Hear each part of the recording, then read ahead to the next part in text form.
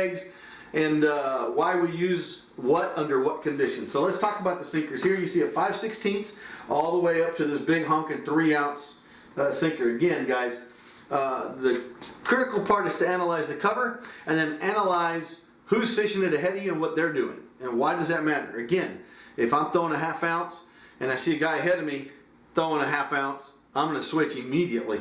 I'm going to put on 3/4 ounce. I'm going to give those fish a different rate of fall. So sinker size is critical, and many people do not think of this. And that's whether you're flipping 3 ounce or 2.5. The Wild Card 2013 in Okeechobee, I caught fish behind everybody, literally behind everyone, almost won the thing. And the reason I did is I was throwing 3. Everybody else was throwing 2 or 2.25, 2.5. I was throwing a 3, and I was getting bit literally 10 yards behind people flipping the same hydrilla line, and I was catching the 8s and 9s, the big fish. And I do believe it's just a different presentation, so that matters. If you fish a heavily pressured lakes, you think finesse. No, go backwards. Go the opposite, to the other extreme. Instead of flipping a 1/2 ounce under a drop, throw a 3/4 or an ounce and see what happens. Upsize your jig, upsize your flipping outfit. So let's go for the basics. Again, Gamma 50 pound. I have zero use for anything more than that. I don't know why everybody goes to the 65 or 70 or 100 or whatever. It's not tuna, it's not swordfish, it's a 3-pound bass. That's your average fish, okay? So just remember that, a 3-pound fish. So I'm just gonna pick any sinker to fish with. I'm not brand specific, but the pegs, I get these out of Tackle Warehouse. They're just it's the largest ones they sell, and the reason I do that is if I'm throwing something 5/16 and under, I'm gonna rig 1 peg.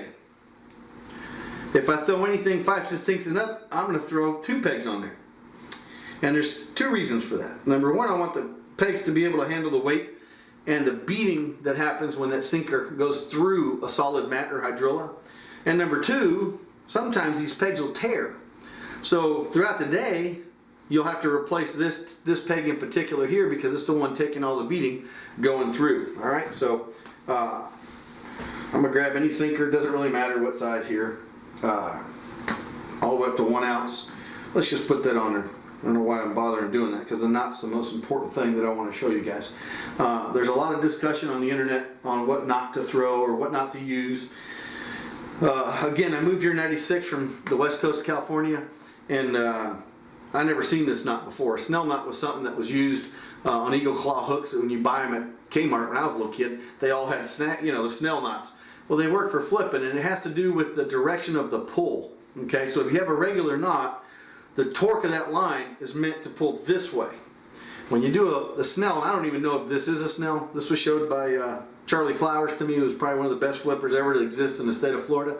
Over 20 years ago, he showed me this.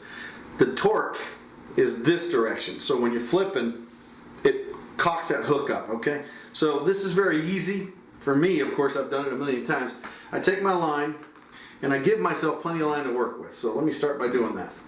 I take the line, and it's very critical that you put the line through the front, okay? Not the rear, the front of the hook. So I put it through the front, and then I flip the hook back. So now it's laying facing down with the line across the shank, across the shank, okay?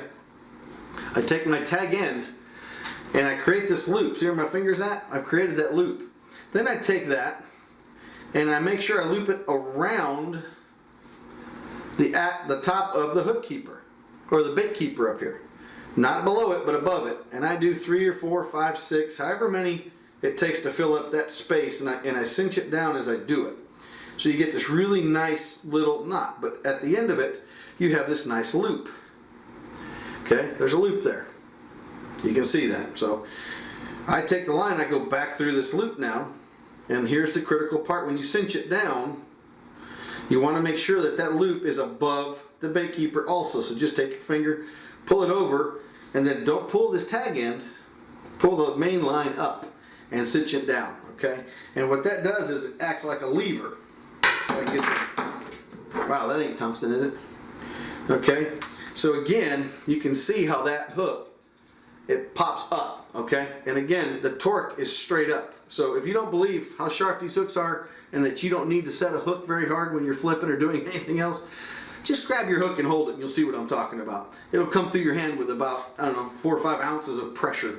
And then you can trim this off pretty easy. Again, great, you know, these coup de braid scissors or something else. But that is your basic knot. and rig, and of course you slide down your pegs. I try not to do anything too fancy. I try to keep flipping and the system very simple. Now I will use this knot, as you can tell, look at that.